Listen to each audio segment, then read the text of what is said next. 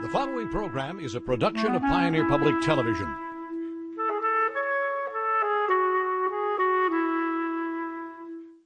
Major funding for your legislators is provided by Move Minnesota, a statewide coalition fighting for a 10-year commitment to fixing our dire transportation needs. A safe, reliable transportation system strengthens Minnesota's economy. Join the conversation at movemn.org. Additional funding provided by Flaherty and Hood has provided quality legal and legislative services to clients in Greater Minnesota for more than 20 years. Our legal team focuses on municipal employment and environmental law, while our lobbyists energetically represent clients at the state capitol. Online at flaherty-hood.com. MAPE members, making Minnesota Clean Water's safe communities, quality education, and veterans care happen.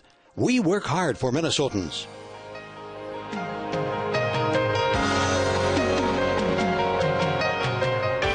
Live from St. Paul, Minnesota, we welcome you to the 35th session of Your Legislators, a roundtable discussion featuring state lawmakers who are prepared to answer your questions and discuss important issues affecting the citizens of Minnesota.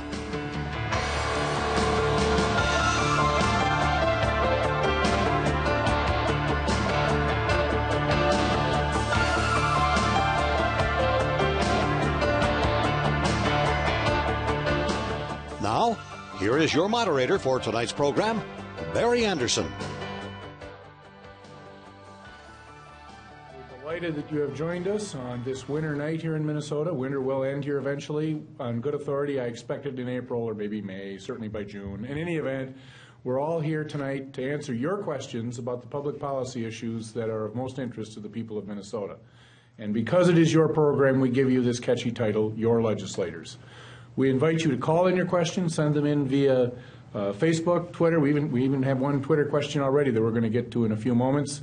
And follow the instructions on the screen. It'll tell you how to go about doing that. And if all else fails, there's the good old-fashioned telephone. Call your question in, and we'll see that it gets to our distinguished panel of guests as we unravel the mysteries of St. Paul. Let's begin tonight, like we do each week, with an introduction of our distinguished panel. To my immediate left, someone who's not been with us before, I think we decided, from District 5A, Bemidji, Representative John Purcell. Am I pronouncing that right? Yes, sir. Would you please tell the viewers a little bit about yourself, committees you serve on, what you do when you're not in the legislature, things of that sort. Introduce yourself to our viewers. Thank you, Judge, and great to be here with my distinguished colleagues. I do represent District 5A in north central Minnesota, up in the Bemidji, Cass Lake area. The Leech Lake Indian Reservation is a large part of the geography of my district. The woods and the waters, and I work for the Leech Lake Band of Ojibwe when part-time, when I'm not down here, even when I am down here. So anyway, wonderful to be here. Well, we're delighted to have you. Are you what term are you serving in the legislature? Starting my fourth term. Fourth term. All right, very good. We're delighted to have you with us. Also joining us, a regular, been with us on several occasions, District 19 Mankato, Senator Kathy Sharon, my old stomping grounds. I claim Mankato. I'm not sure they claim me, but tell our viewers a little bit about yourself. They absolutely do claim you. My name is Kathy Sharon. I'm from southern Minnesota. My hometown is Mankato, and that is the city that is in part of my district. I serve the Mankato area, all of Mankato and Eagle Lake in Blue Earth County, and then all of Nicola County and a little bit of Le Sueur County in southern Minnesota. My background is in healthcare. My undergraduate degree is in nursing. Eventually found my way into teaching at the university that's in Mankato. Most of my family lives in the metro area, though, my growing up family. We moved here when I was in high school. I finished high school in St. Paul, but found my way back to the Mankato area where my roots are. And as I recall, you also spent some time on the Mankato City Council, if I recall correctly. Yes, that's where I got my taste of all of this. You know, to come out of nursing into the legislature directly is probably not the direct route, but local government gets your interest going right away in state government. Nothing like a city council meeting that goes till 2 a.m. or whatever. Had my share of those as well. Also joining us, another veteran of our program, been with us many times, District 58 Lakeville, Senator Dave Thompson. Senator Thompson Delighted to have you with us. Tell our viewers a little bit about yourself. Great to be here. And yes, my district encompasses Lakeville, Farmington, and a large part of southern Dakota County right down to the Rice County border. I'm in the middle of my second term. I was elected the first time in 2010 and have roots in the Red River Valley. I grew up in northwestern Minnesota, graduated from East Grand Forks High School, and took my farmer's daughter bride down here, my second year of law school, and been in the Twin Cities ever since. And finally, an old friend of mine from Grove City, Representative Dean Erdahl. Representative Erdahl and I bumped into each other. I practiced law in McLeod County for many years. So you taught school there in I think Grove City, is that right? No, New London. New London. Right. And we had occasion to work on a variety of projects together. We're delighted you could join us again this time. Tell our viewers a little bit about yourself. Well, I'm a native of Litchfield. I represent Meeker County, 3 townships in McLeod County, including half the city of Hutchinson west of Highway 15, 1 township in Wright County, Cokato Township. My family came to Meeker County in 1856, so we've been around for a while. And I graduated from Litchfield High School, went to St. Cloud State, and then taught American history at New London Spicer Schools for 35 years, getting elected to the legislature in 2002 and retiring from teaching in 2006.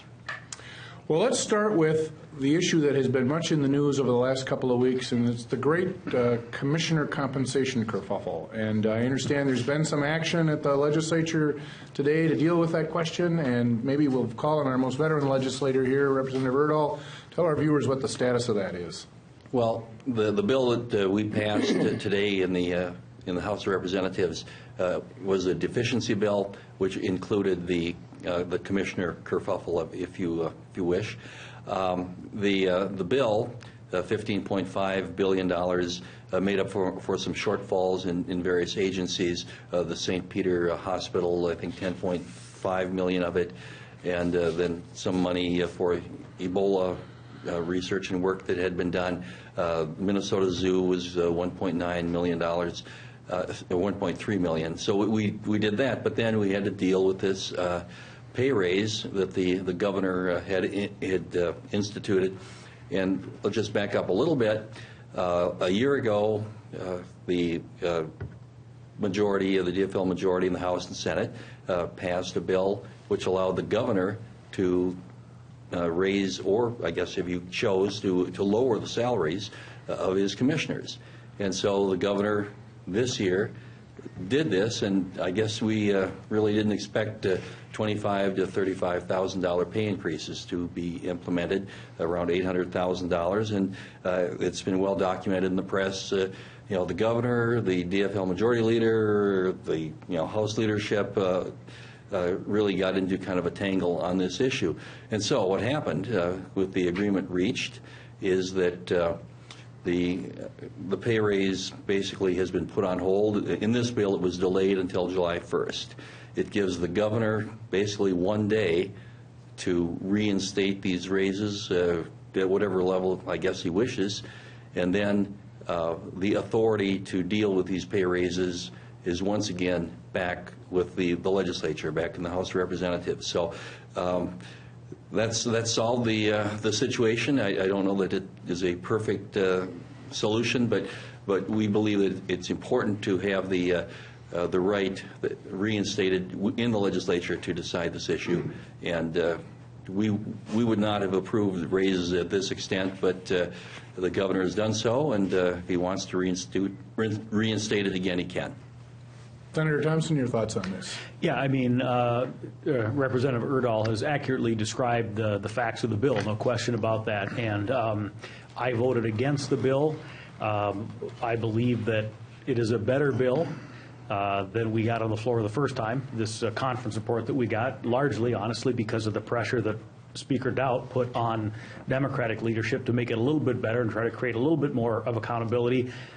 I personally ended up still on the side of being very concerned about the governor, who described himself as unbound, being willing to give these kinds of raises. When you look at an average salary in Minnesota being in the range of $50,000, to be increasing the compensation of people at that level concerned me. I didn't like the idea that we left that door open. And so that's why I voted as I did. Like I said, certainly we know House leadership on our side, Speaker Dow in particular, worked hard to make this as good a bill as he could. Senator? Well, it was a deficiency bill, and a great deal of the money that was in the deficiency bill was directed towards a facility that is in my district, the Minnesota Security Hospital, for expenditures that were made and needed to be made because of provisional licenses and a variety of other impositions on the hospital that were not predicted in a budgetary process. So this was a very important bill for me to see get passed quickly through the legislature without pretty serious consequences occurring in St. Peter. The problem with the wage increases for commissioners got attached to this bill, and that becomes then the subject of everybody's conversation. But the underlying deficiency bill was critically important, and it has sort of lost the touch of the people to understand what was going on and what its importance is for the safety of people who work at the security hospital. The actual proposal about the governor having the authority to make these increases came out of a task force, out of a working group that was a variety of people. It was a bipartisan group that did make this recommendation to have the governor have the authority to make these. And that had to do with the fact that it's very difficult for us as legislators to increase salaries and wages because they get described in some of the ways in which these commissioners' salary increases have been described, simply on their percentages, without really talking about what is the role of the commissioner, how does this salary relate to even the city manager in the city of Mankato, who doesn't manage nearly the size of budget or the number of the people, is earning more than many of these really important commissioners who do very important work for the state. But that kind of conversation just doesn't occur. People sort of have their eyes glaze over, and it's just much easier to talk about the extreme percentages that have impacted the raises. Nevertheless, in order to get it off the table and so we could get working on the other really important work of this legislative session, the Senate took its action, the House took its action, and I do believe that the final agreement that I voted for today was worked out by the Speaker of the House, the Republican Speaker of the House, and the governor. It was what they came to an agreement to. And in order to get the deficiency bill passed, I needed to make certain that we moved this bill forward. Your co-legislator from the North Mankato area was with us either last week or the week before. Time kind of runs together, but he talked a little bit about the need for that St. Peter bill and was quite eloquent about it, the importance of it. Representative Purcell, your thoughts on this? Well, I don't know if I have, much to add.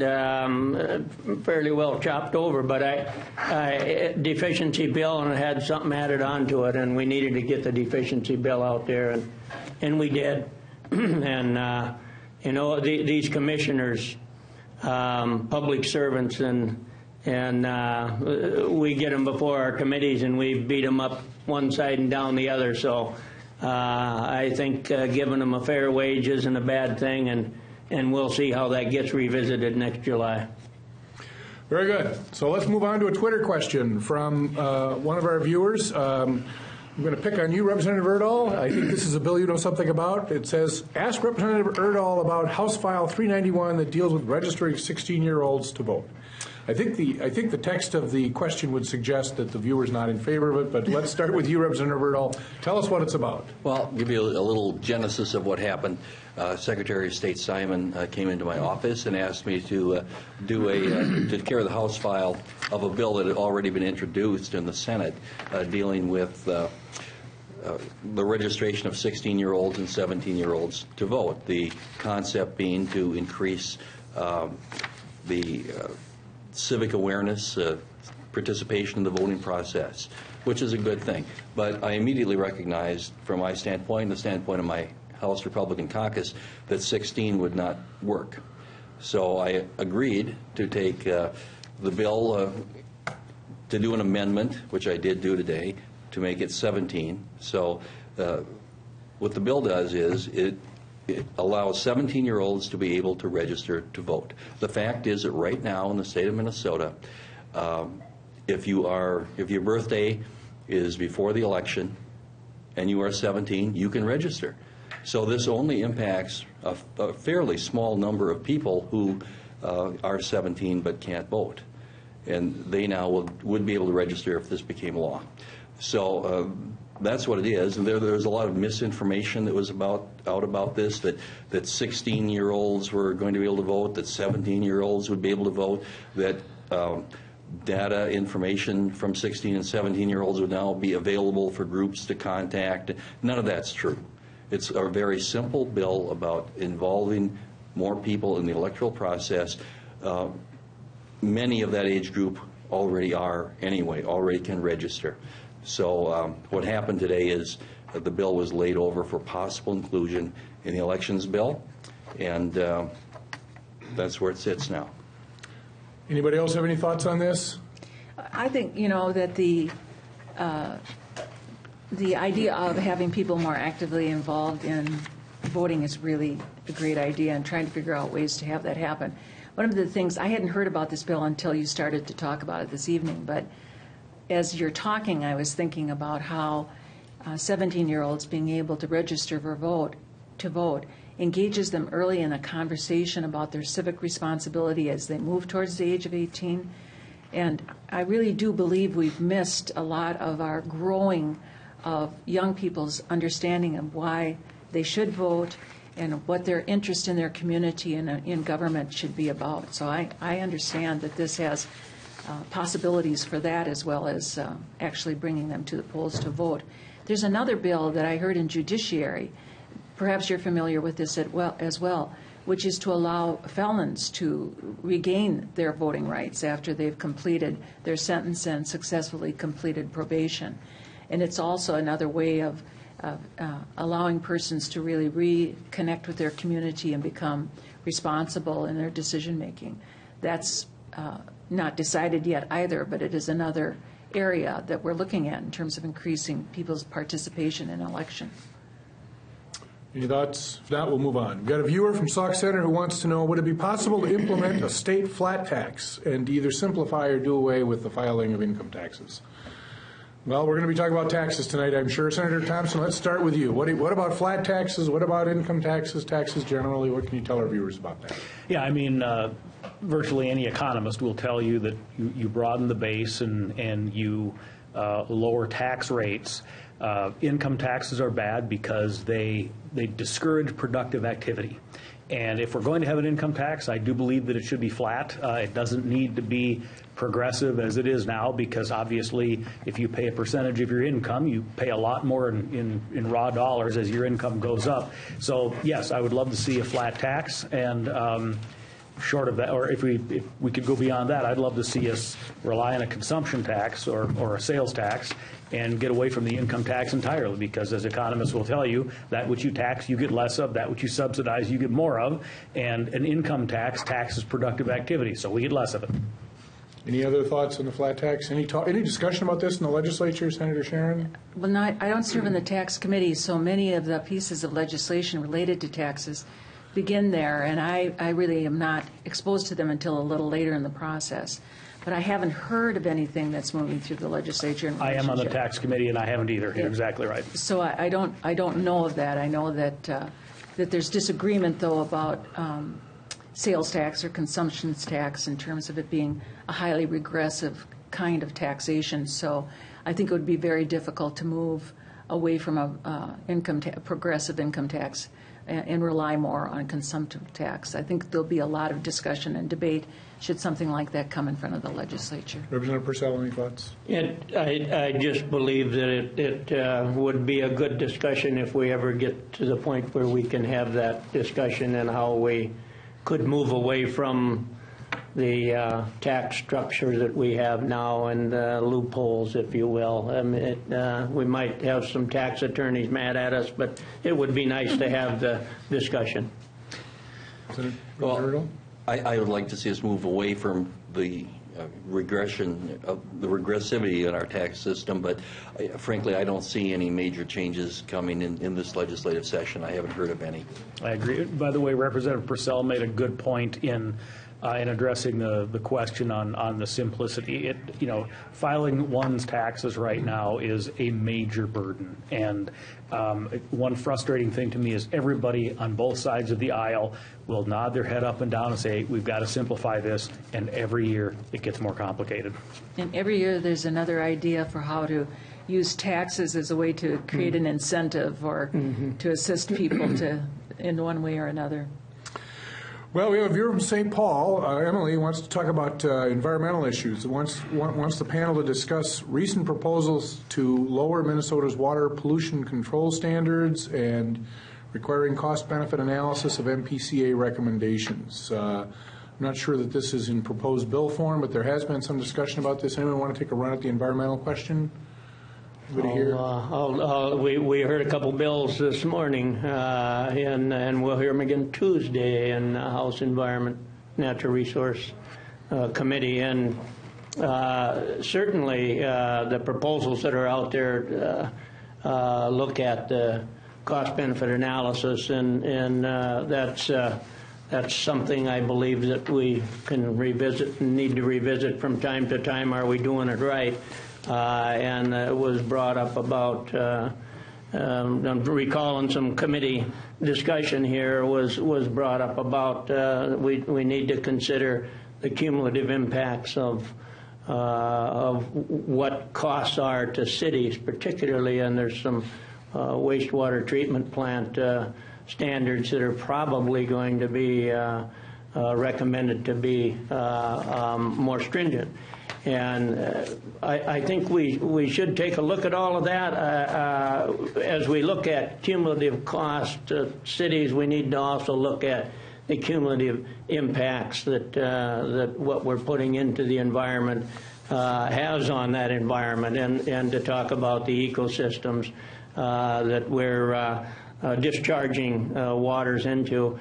One of the things that we talked about in committee, we had a gentleman, don't recall his name, from Mankato.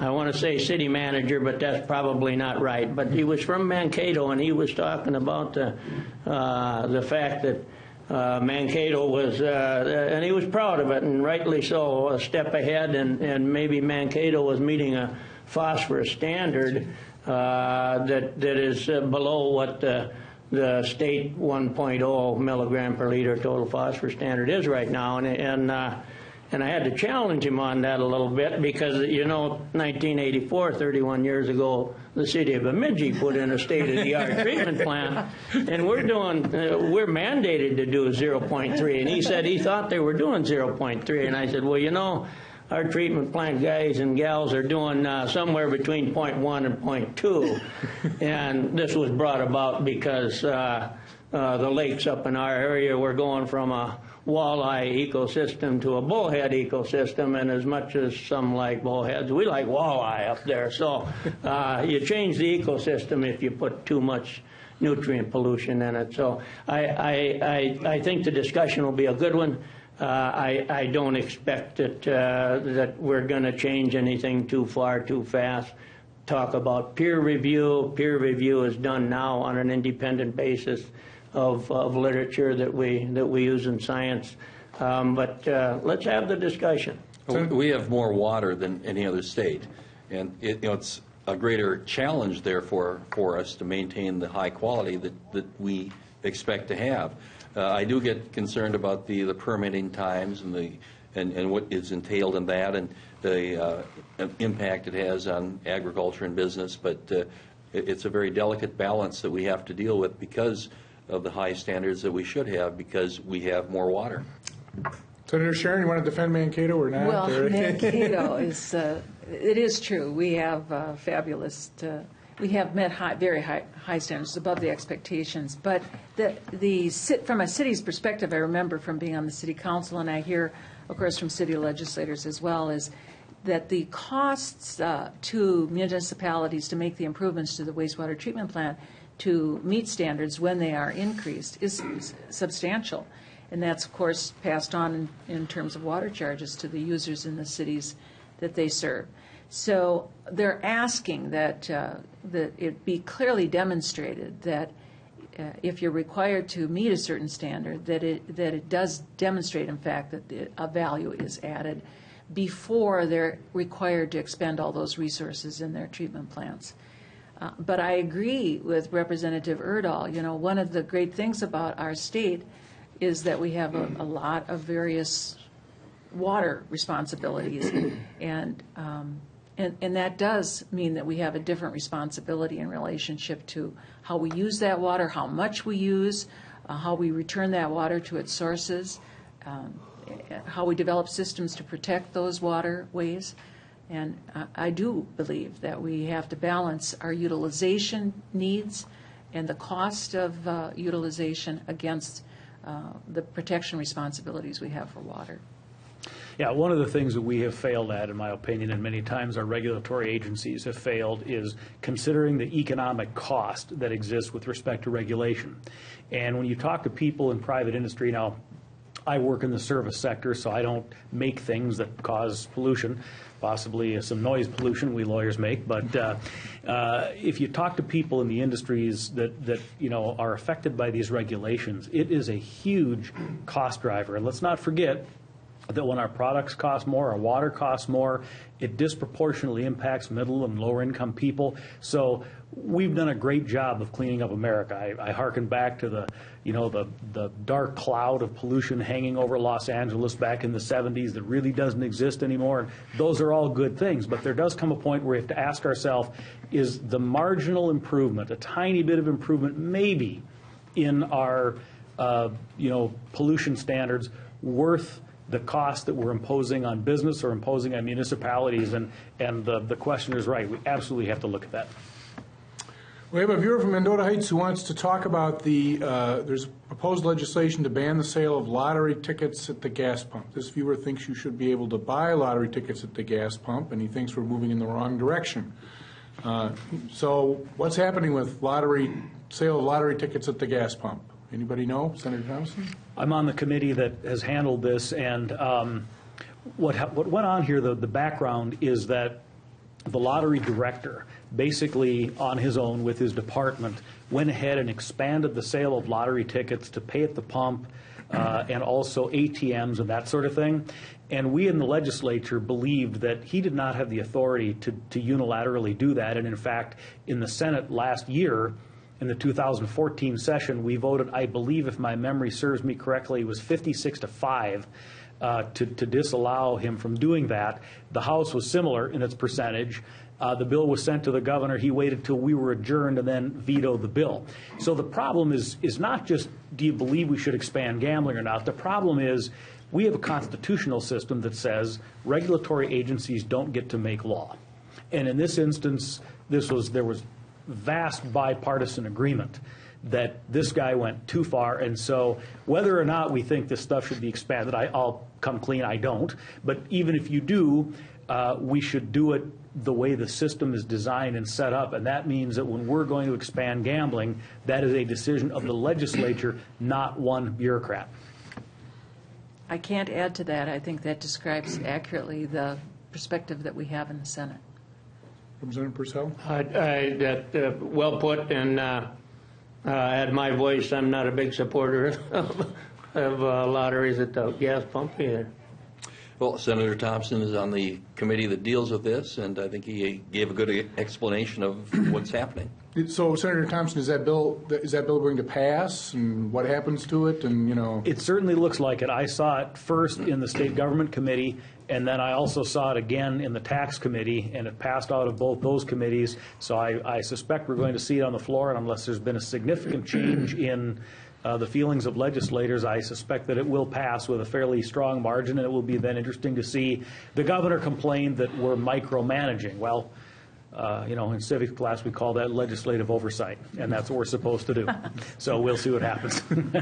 All right. We don't have the governor here. I'm still a Schoolhouse Rock guy, Judge. Well, so that's and I've got an interesting story to tell you about that sometime. That Schoolhouse Rock is actually pretty interesting. Anyway, we'll come back to that. A viewer from Montevideo wants to know, About the buffer strip bill. This viewer is very concerned about this, noting that this discussion about increasing the buffer strips, this viewer has had them on their farm and notes that they've had problems with coyotes and pheasant populations actually gone to zero, hasn't been helpful. What's happening with the buffer strip bill? Who wants to take a run at that? Anybody know anything? I mean, maybe there's no bill. I know the governor talked about it. The governor wants a 50-foot Right. buffer strip, and I know the agriculture community and some of the groups are opposed to that. I know I had a meeting with townships earlier this week, and they expressed their opposition as well, thinking that 50 feet is excessive. I don't know what the status of legislation is on that. Maybe one of you are aware of the bill. I'm not aware of a bill myself. I will say it comes back into the purview of environmental quality and water quality, if you will, and whether 50 foot or 20 foot or 16 foot is the right size for a buffer. We have an opportunity to improve how much soil's leaving the land and getting into the waters, and I think we need to do what we reasonably can to keep the soil on the land. A lot of farmers believe in that and get a little habitat out of it, a little pheasant habitat. I don't know what the complaint was about the pheasants, but not too many years ago we were looking at a bill for walk-in access to try and get folks back into the hunting pheasants in southern Minnesota because there's not much public land down there. So I look at it as a work in progress. I really can't add to that. I think that it sort of piggybacks on the earlier conversation we had about what are the standards you establish for wastewater treatment plants in terms of how they return water to the rivers. But it is an effort to try to find the right balance. There are things that we can do like buffer strips that do make a difference and help us achieve a goal. But you have to also utilize a resource like the land for the farmer or water for those who do processing. And so it has to be a balance. It's needed for the economy that we have to utilize our natural resources, but we can't be irresponsible about that utilization and about its impact on our environment. Nothing to add, Judge. All right, very good. Viewer from Columbia Heights wants to talk about license plate readers, and this viewer is very concerned about police officers being able to secure and keep this data. It's been a point of some discussion. Who wants to take a run at this? We start with you, Senator Sharon. Yes. This is a conversation that's occurring in the Senate, in the Judiciary Committee, and it probably is getting some consideration in the House as well. It's trying to find the right balance. The positions on this go from they shouldn't be able to hold any of the data at all that is collected when any kind of telecommunication occurs for gathering data, to allowing for some collection of data and retaining it for a reasonable period of time. And when you sit in the committee and listen to the testimony, it is just that. It's this kind of push against two very important principles, and that is the right to privacy and then the potential that comes from this technology to assist the police to be able to find somebody that's been kidnapped or somebody that has stolen a vehicle. And there are many reports from the police officers who come in front of the committees about crimes that they've solved because they've been able to utilize this technology. So I think that we're working, at least in the Senate, Senator Latz is carrying this bill, to try to find a reasonable ground, something not quite as extreme as no utilization or no storage of data, to being able to use the technology in restricting how it can be used and how long it can be retained. There are a couple of aspects to this. One is, I don't like the idea that just by virtue of the fact that you're driving your car down the road, you are potentially under surveillance.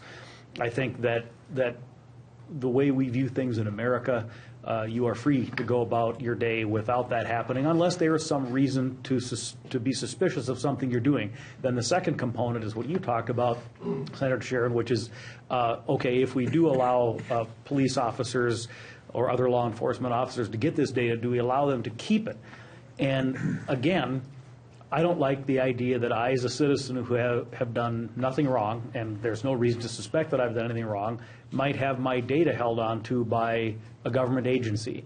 And I think that becomes even more relevant in this day and age when things are kept on computers and we know we have security breaches, even with the best of intentions. So to me, it's a pretty important liberty issue, and I would certainly err on the side of not allowing that data to be kept. Well, I think, certainly we have constitutional questions here. The Fourth Amendment, our freedom from illegal search and seizures, big government, big brother watching over us, I think is a valid concern. But certainly there are the public safety issues as well. And, I agree with Senator Thompson. I think I would, come down on the side of the Constitution with this. But I'm guessing that there will be some type of accommodation reached.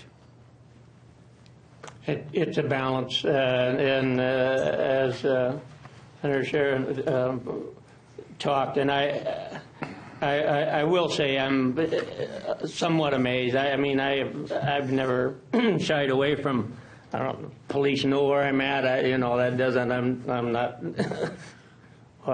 afraid of folks knowing where I'm at, but we all sitting here, I'm sure we have cell phones on us, and We're all supposed to be off, but yes, I think we all have them. but we have them on our person, and we're paying somebody by paying that bill to keep a look on us and giving them data 24/7, unless your cell phone is off. And the computers that are in our cars today, what's on that? I think most people would be very surprised at the information that's on that car computer. And when you trade your car in, what happens to that? So it's a big, big issue. I mean, business keeps a tab on us in a pretty good stead. So the Big Brother doesn't scare me so much. I was part of Big Brother in the United States Air Force. That doesn't bother me too much. So you know quite a bit about people. I do. They paid us to look down on people when I was in the service. Yes, sir. I do think it is. I think it needs a lot of conversation. And that's what I meant when I said that there are probably more than two issues that just butt up against each other that we need to try to walk through. What is our right to privacy? Do we have a right to privacy for when we're driving a car on the road?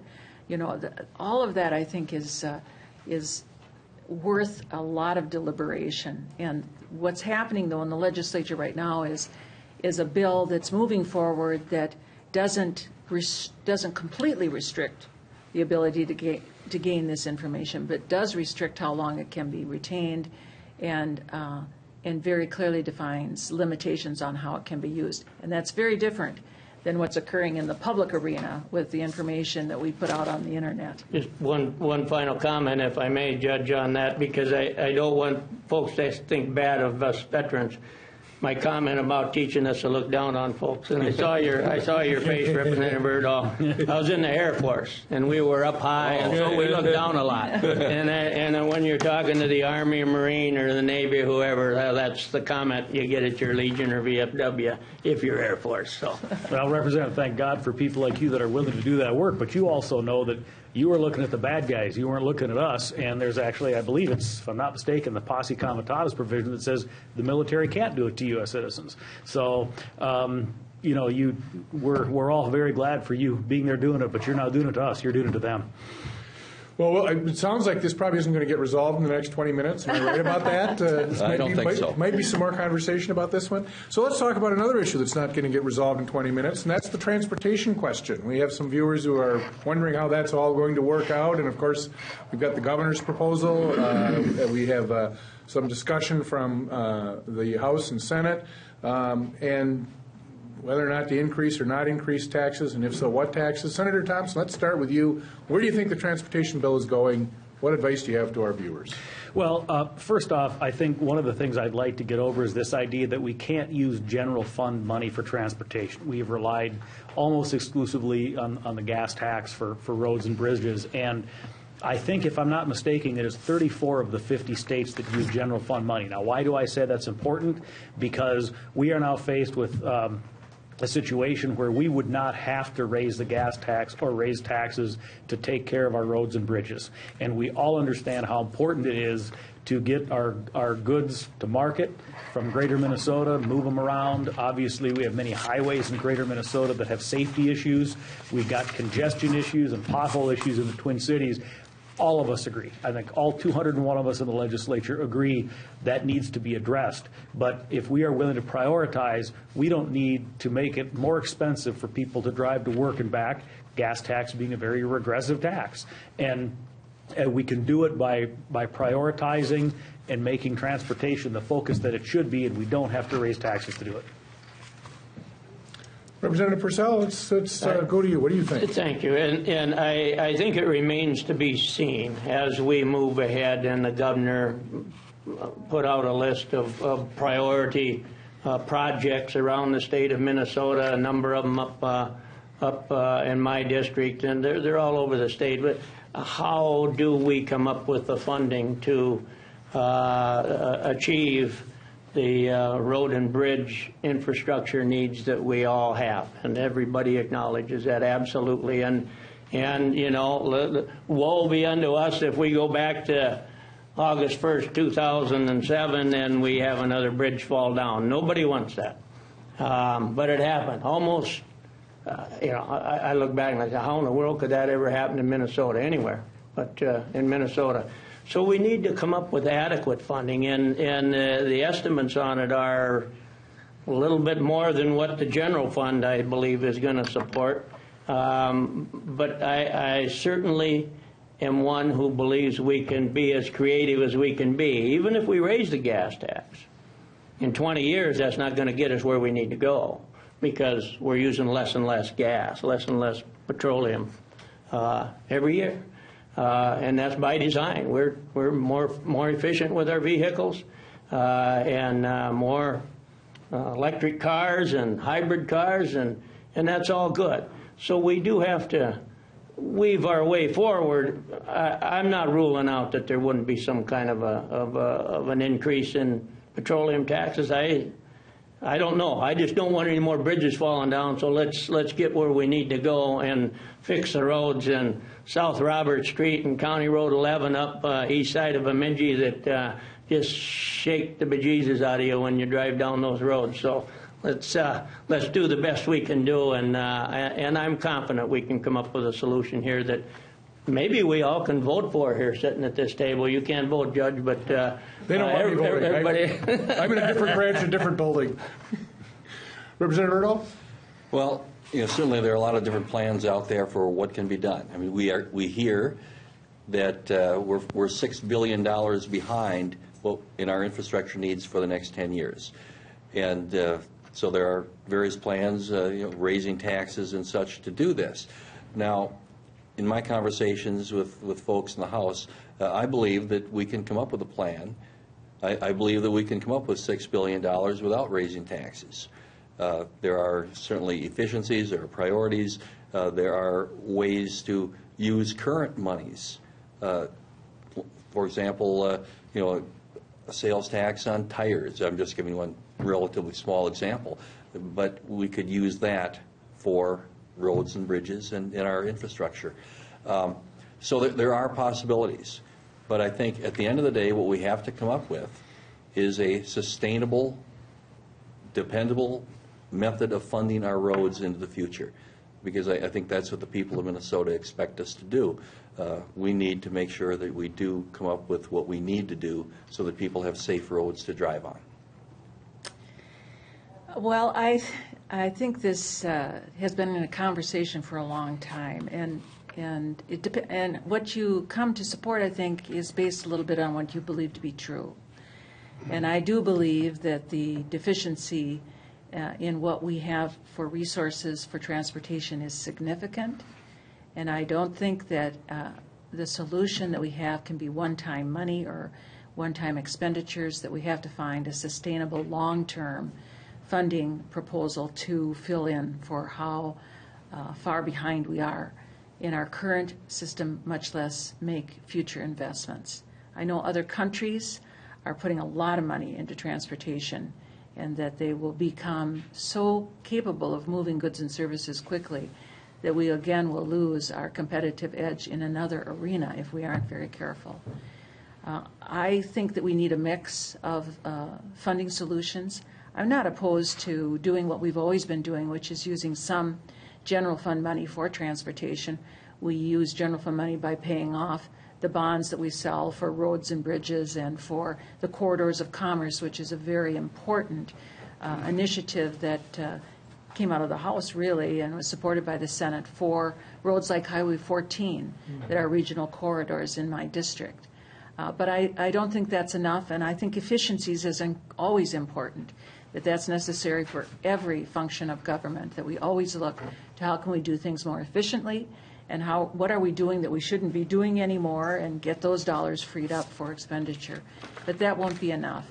And if we rely solely on general fund money, you know how hard it is to grow the size of the general fund. And it means that if you're revenue neutral and you put more of that money towards roads and bridges, it's going to come away from the universities, it's going to come away from K-12, it's going to come away from support services for our disability community, for long-term care and for nursing homes, and for water quality protection. So I can't support a general fund solution exclusively for transportation. Just to be clear, Judge and Senator Sharon, I wasn't saying it should be general fund exclusively, but you hit on something that's very important, which is general fund dollars are used to pay bonding proposals. In the bonding bill that the governor proposed, and pretty close to what got enacted, of the $1 billion bonding bill last year, $80 million for roads and bridges, 8%. So if we're talking about transportation being a priority, you would not have known it from the governor's bonding bill that was passed by the Democrat legislature. Now they're coming back saying, well, Republicans aren't paying attention to transportation, and yet there was a shot, and 8% of the bonding bill to transportation, that didn't help us. Interestingly, I think it's about $40 million in the bonding bill and about $47 million, or maybe the other way around, in the cash bill that we had. And it wasn't enough. That's right. The only thing is that it is the most we've ever done. Yeah. But still not enough. We're putting more into a Senate office building that we don't need, because the office I have now is just fine. Than we did on the roads and bridges. That's right. Well, without going on to the whether or not we need the Senate office building, I do think that a portion of the bonding bill needs to be spent on transportation. The more that we have a boundary also around how much we want to bond for. We want some. We want to pay attention to what the interest rates are. We want to make sure we're not taking more out of our general fund than we traditionally have for debt. Debt can be a problem if we're not careful. So we can fight over how to spend that money in the bonding bill, but it doesn't change the fact that that's one-time money, and that money doesn't solve the long-term funding problem that we have. And we need to have much, much broader sources of revenue than that in order to really have a sustainable improvement to our infrastructure. I agree with you that we need to be sustainable into the future, but I'm sure that the House Republican caucus is committed to a much bigger share of local roads and bridge money in a bonding bill than we've ever had before. Well, we'll have more opportunities to discuss this in the weeks ahead, I think. A viewer from Sauk Centre, we get these very specific questions, and they tend to be in the DNR and hunting and fishing areas, and it's interesting the kinds of questions we get. This is one I have not seen previously. A viewer from Sauk Centre wants to know whether or not there's been any discussion about changing the law to allow scopes on muzzle loaders for deer hunting. Can anyone speak to this question? Anybody know anything about this? No. No? I've heard the issue has come up. It has been discussed, but I don't know where it is in terms of a bill or progression through the House or Senate at this stage. I'm not on the committee that deals with that. I have no idea. We look at you. You're on environment. Anything there? I'm not aware that a bill's been introduced, but it could have been, and we may be going to have that discussion. It's, as Representative Urdahl said, the issue has been around for quite a while. So I know it's not the question, but one of my first assignments when I was a freshman legislator was the Environment Committee. And I really wanted to be on it because of this wastewater treatment issue and how we set standards for cities because I came off as city council. But quickly learned that a lot of the time in the Environment Committee, they're talking about what bullets are legal and what loft they have. And I was asked to carry a bill that I called the Squawk Box bill, which was about allowing you to use a remote to change the tone of a call maker. I mean, this is so far away from the world that I had walked in before I was in the legislature. So this question, I was hoping for an answer. I've sort of gotten interested in this subject. We need to go out shooting. You know, That's right. I'd like to.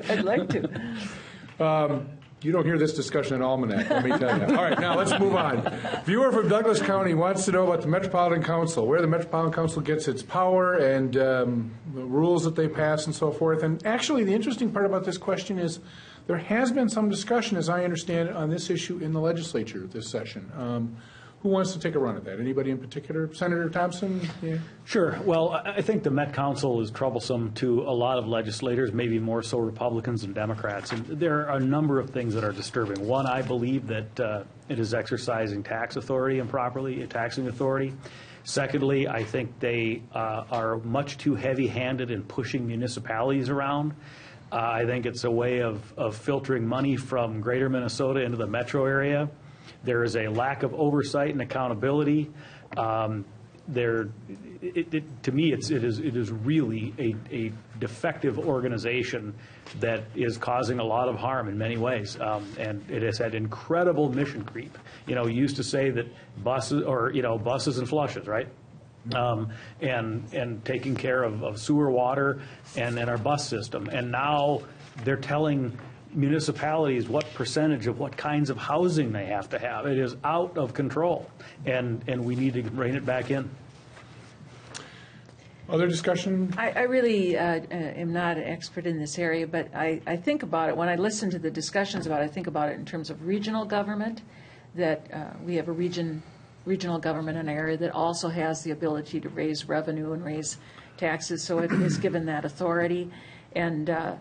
And the struggle that we have with trying to allow an organization that is taking a look at things that go across geographic boundaries, and to be able to have some coordination in those services and those activities, and pull resources together in order to accomplish goals that benefit the whole.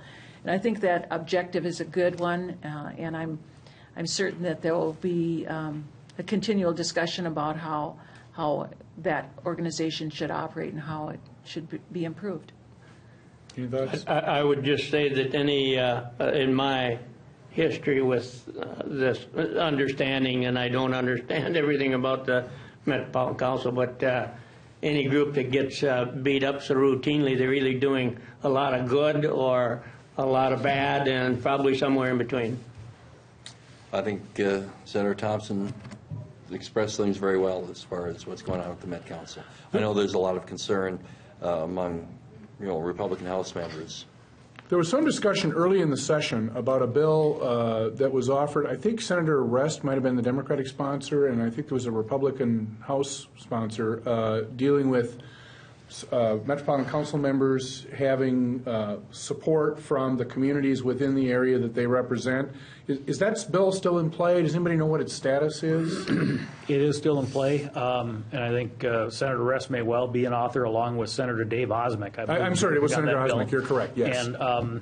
And yes, the idea is that the local areas, we have 16 Metropolitan Council members, and right now they're appointed by the governor with the advice and consent of the Senate. The idea would be that local governments, cities, whatever, would have input into who their Met Council representative is, and there does seem to be not total bipartisan support on that, but certainly some bipartisan interest in having that happen. Again, this idea that they're unelected, they're unaccountable directly to the electorate, unaccountable to any local governments, and yet dictating a lot of what local governments do. And this bill is, to my knowledge, Judge, still moving and has some bipartisan support. All right, very good. Any other thoughts on that? Viewer from Douglas County wants to know, suggests that maybe one way to save some money would be to do away with prevailing wage requirements on state construction contracts. That issue has popped up over the course of the last several years of this program. Is there any discussion on that in the legislature? Well, it gets brought up in the House. realistically, I don't think that can be passed. But, Minnesota has among the highest infrastructure costs in the whole country. And the United States has among the highest infrastructure costs in the world. So Minnesota is among the highest in the world. And there are 7 categories that I've read that delineate why we are so high. Prevailing wage is number 1. There are others like that, we don't have toll roads and some other things, but again, prevailing wage is the number 1 reason why we have the highest infrastructure cost. And frankly, I don't see that changing. It might have been able to change in the House, but I think after that we probably would run into a brick wall. Any other thoughts on that? I don't think that I've heard anything or that there's likely to be anything moving through the Senate. It's, again, one of these issues that relates to whether or not the cost saving should be in the infrastructure costs, or if we should keep measures in place that make certain that the people who do the hard labor and the hard work are adequately reimbursed.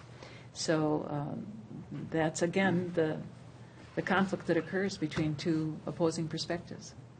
We have a question. We only have about 30 seconds left. Viewer in Becker County wants to know whether the invasive species trailer licensing test, we've actually had a fair amount of discussion about this over the last few weeks. Is that thing on hold, or is it dead yet? What is happening? Does anybody know? Representative Purcell, you'd be our environmental. You're our expert on this week. The licensing, the trailer bill, Right, it's out there. I don't know where it's going. I don't think anybody does. All right. Any thoughts on whether or not we finish on our constitutional deadline of, what is it, May 19, May 20? I think we'll finish. I think We'll we'll be done on finish. time. I think we'll be finished. I agree. All right. But here's what I'd like to do: 10-day special session, pass a bonding bill, and don't come back next year. How about that? All right. We'll float that idea, see what people think. We're out of time. Thank you to our panel. Thank you to the viewers for joining us. We invite you back next week and all the weeks to follow till whatever that date is, the legislature goes home. Thank you and good night.